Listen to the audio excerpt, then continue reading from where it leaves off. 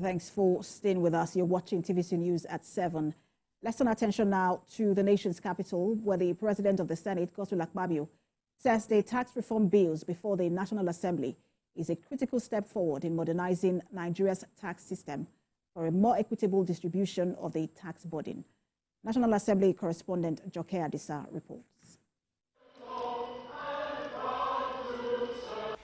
As concerns are raised over the 4 tax reform bills currently before the legislature, NILDS puts together this assembly of experts, policymakers, academics, and private sector representatives to drive the conversation further. There's no saying that the need for tax reform in our dear country is urgent and long overdue.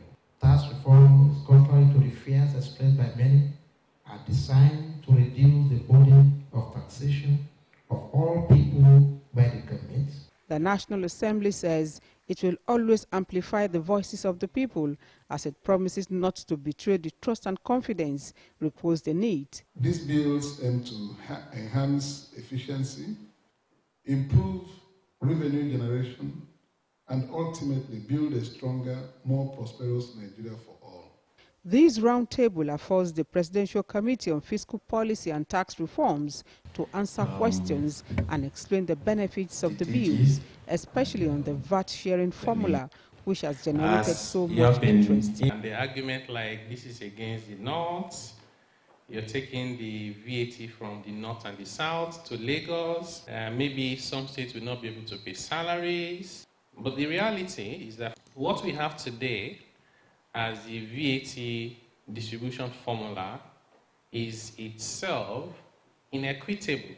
The committee insists the proposed laws are not meant to add to the people's burden. It's clear from the conversations over the past few weeks that these tax reform bills are necessary to set our country on the right path towards sustainable and inclusive development. But this university lecturer has his own strong views, which do not particularly agree with the position of the committee. There are so many things that we consume in Nigeria. They are not luxury, and they are part of what we consume every day.